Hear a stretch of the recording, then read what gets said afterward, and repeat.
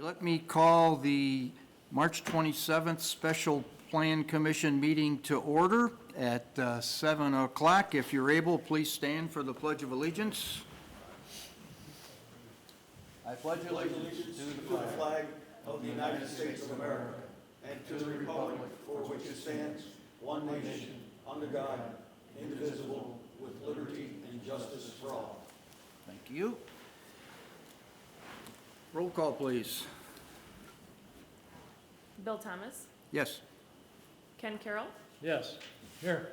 Cheryl Slabazeski, Angelo DeSerio, Here. Jeff Peterson, Here. Marty Flynn, Here. John Stanton. Okay, thank you. We have no minutes to approve tonight, so we'll move right to the new business section. We have one case on the agenda, a public hearing and consideration of case number SU-25-1-3-1, a request of A&D Storage seeking approval of a revised B3 special use for a new self-service storage facility located at the southwest corner of Renwick Road and Boreal Drive in Crest Hill. Samantha, is the paperwork in order? The paperwork is in order. Okay, then I would like to have a motion to open the public hearing. So move. Second. Motion by Commissioner Carroll, second by Commissioner Peterson. Roll call, please. Ken Carroll, Yes. Jeff Peterson, Yes. Marty Flynn, Yes. John Stanton, Yes. Angelo DeSerio, Yes. and Bill Thomas. Yes. Motion carried. Okay, again, the subject of this hearing is to discuss case SU-25-1-3-1. And I would like to ask our Community and Economic Development Consultant, Ron Metzger, to present the specifics of this case. Ron? Thank you, Chair. Thank you. Is it on? Okay. Thank you, Chairman, and good evening to the Plan Commission. This is a pretty straightforward case, so I will be short and direct. This special use for the project was approved originally in the summer of 2023.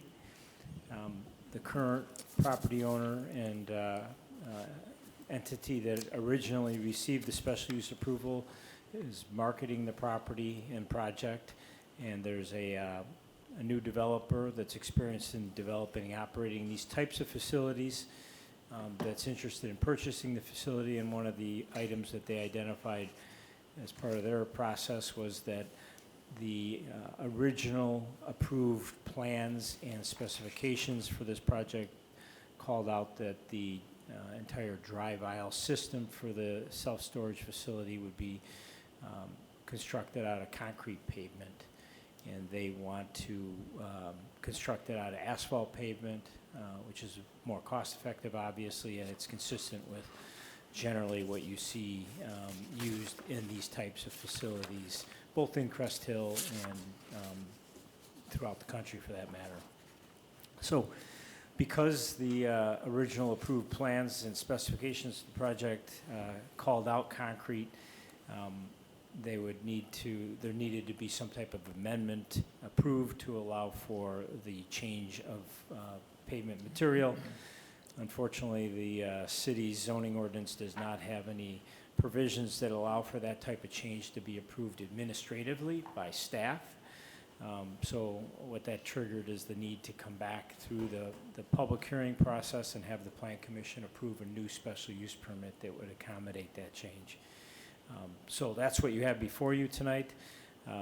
As part of this process, we did request, and the applicant did comply by updating all their design drawings, and for the most part, they've addressed all the original conditions of approval that were imposed back a couple of years ago.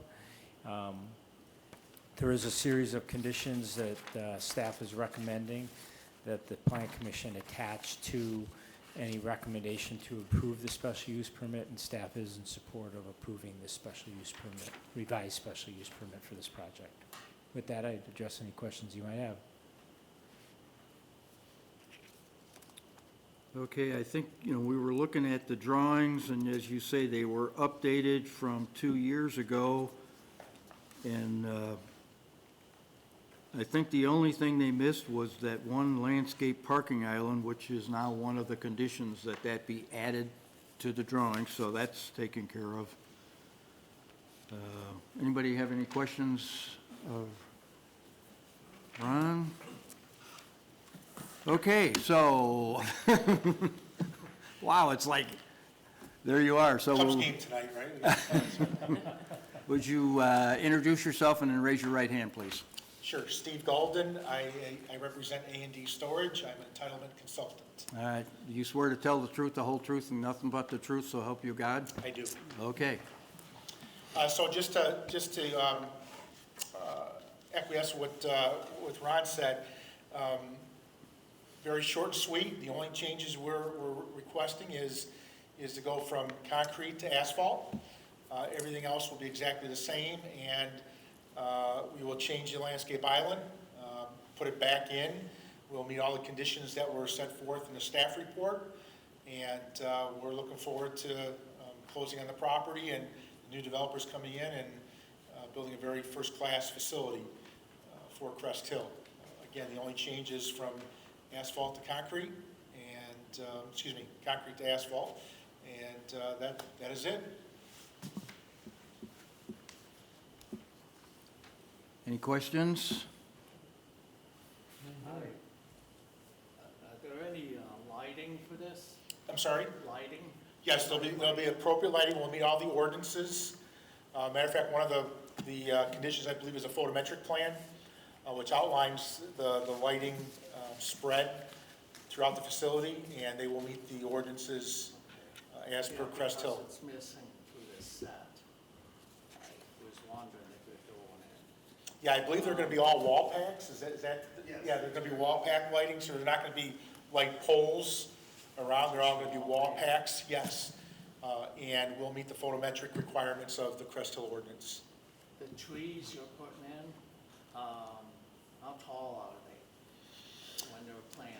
Yeah, I'm not good at the height. I do know that, I believe Crest Hill has a 3.5-inch requirement. Is that correct, Ron, in the diameter?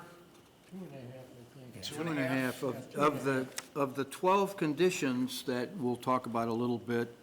Condition number 8 is planted with a minimum height of 6 feet, minimum 2.5-inch caliber at time of planting. And we will follow that then. And to John's question, condition number 6 is that you're working on the photometric plan that will be submitted, so you got That is that covered. correct. And the fencing, I know they're PVC and aluminum.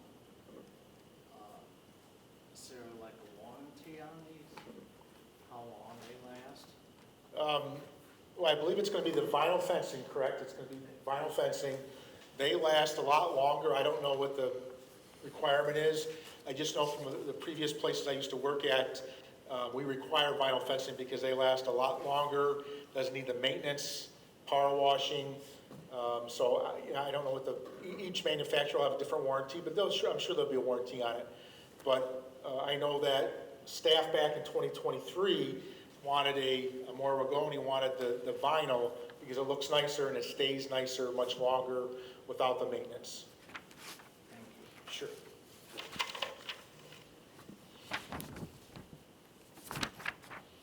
Yeah, I'm looking where that is, because in the staff report, we're talking about the wrought iron fencing, 6 foot tall. Yeah, the fencing details are on the landscape plan, Okay. sheet 1 of 2. All right, if you look at attachment B, item number, or details of the site, item number 7, it says an 8-foot vinyl fence Okay, That is correct. yeah, South side, on the That south is side. correct. south side, yeah. right, Yep. right. Even though the minimum was 6, Six, yeah. they're doing 8. We agreed to 8. Yep, Correct. yeah, I see it.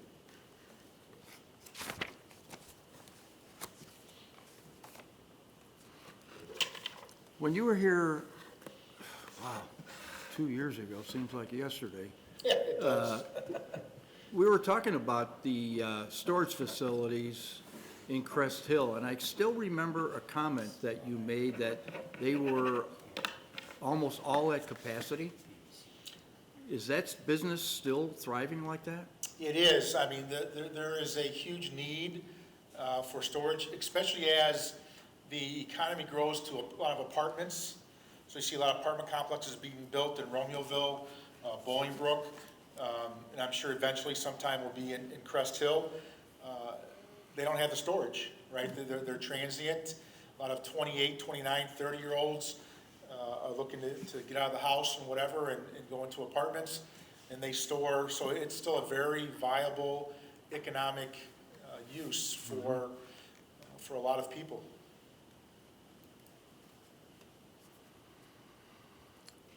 Okay, any more questions of Mr. Golden? Staff is okay? Yes. Okay, thank you, I Steve. just want to thank you for having this special meeting, and we have some time constraints with this, so I really want to thank you for coming out here on a Thursday on a special meeting. We really appreciate that. We also want to thank Ron and Patrick Ainsworth and Mike Stiff for their hard work in pushing this forward, again, knowing the time constraints. So we're extremely grateful to all of you that helped push this forward for us. Quite welcome. Thank you. Is there anyone in the audience that wants to come to the podium and make any remarks? If so, please state your name and then raise your right hand. Kevin Tawula. You swear to tell the truth, the whole truth, and nothing but the truth, so help you God? I do. Okay. I have a question. So since you're going from concrete to asphalt, what kind of, did you look into the drainage, how that's going to change with regards to the two ponds? I can answer for sure. So impervious surface is impervious surface. If it's asphalt or if it's concrete, even sometimes compressed stone is considered impervious surface. So the drainage coefficients will not change. It'll be exactly the same. And we have to follow ordinance anyway from a drainage perspective. So we will do that. And whatever staff says from an engineering perspective, we will follow.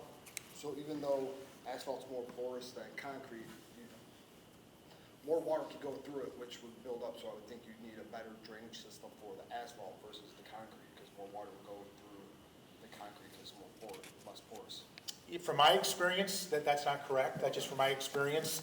Ryan, is that a fair statement? Yeah, from a engineering design standard, they're concrete and asphalt are Virtually the same. considered impervious 100%, so it's assumed that any water that hits those surfaces is going to run off and not Yeah, permeate. no, absolutely. And I also say for the record that the city engineers confirm that it's his belief that the existing detention facility adjacent to this site is sized properly to accommodate all the stormwater runoff from this site.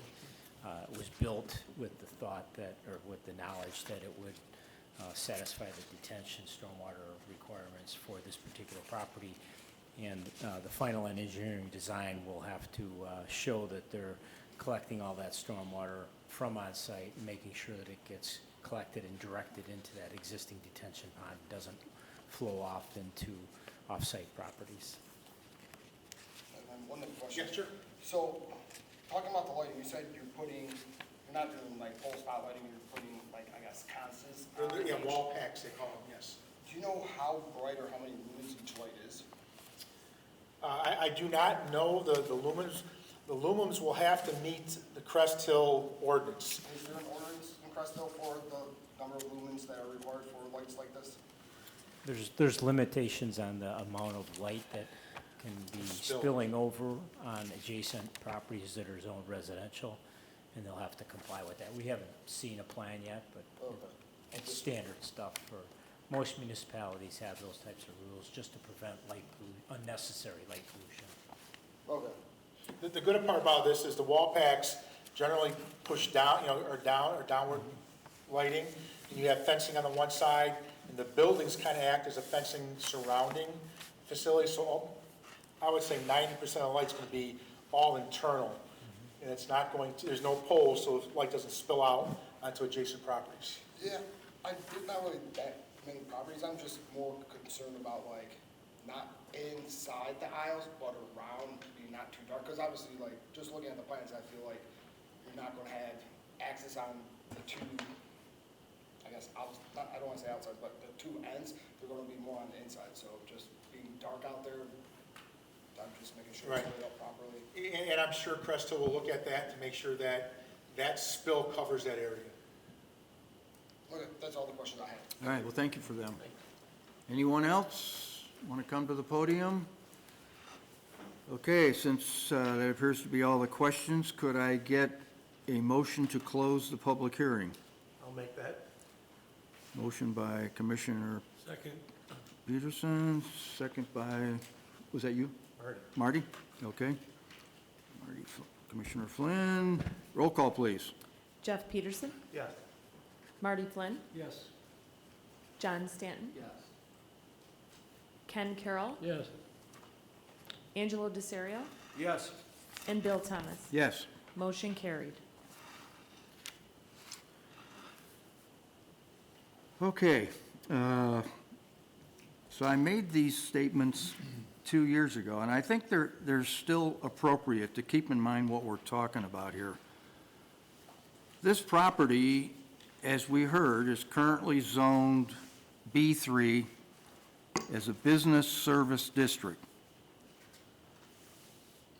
To give you an idea what that means the following businesses could move in without needing any further permission from the city of Crest Hill.